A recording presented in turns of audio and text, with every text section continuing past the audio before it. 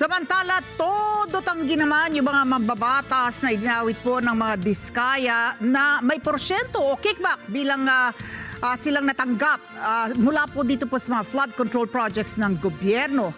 At kanya-kanya rin silang pagbabanta na magsasamba po ng kaso para linisin ang kanilang mga pangalan. Vic Sumitak sa balitang yan. Walang umaamin sa mga kongresista na pinangalanan ng mag-asawang Pacifico at Sara Diskaya na nakatanggap ng porsyento kapalit ng makukuhang proyekto sa gobyerno, partikular ang mga flood control projects. Sa mga statement na inilabas ng mga nadadawit na kongresista na pinangungunahan ni House Speaker Martin Romualdez, pawang pagtanggi sa akusasyon ng mag-asawang Diskaya.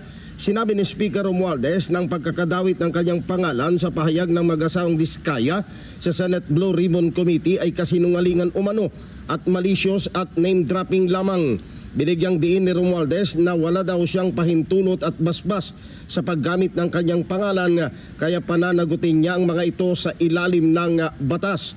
Marinding itinatanggi ni Quezon City 1st District Representative Arjo Atayde ang pagkakadawit ng kanyang pangalan sa pagtanggap umano ng porsyento sa flood control projects.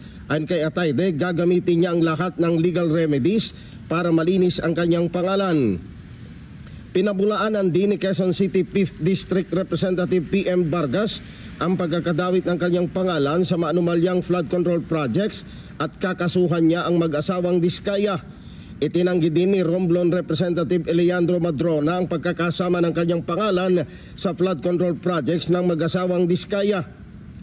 Inihayag naman ni House Minority Leader Marcelino Libanan na sariling desisyon ni Navotas Representative Toby Chanco ang pagharap sa Senate Blue Ribbon Committee hinggil sa kanyang akusasyon na sa small committee nagsimula ang mga insertions sa 2025 national budget. May karapatan naman siya kung anong gusto niyang gawin, pero gusto ko lang ipahayag yung tama na ginagawa po natin dito, na nagsisikap naman ng ating mga membro ng Kongreso at sana hindi magkaroon ng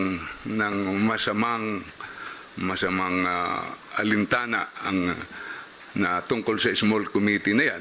Vic Sumintak para sa Mata ng Agila, matatag, matapang, matapat.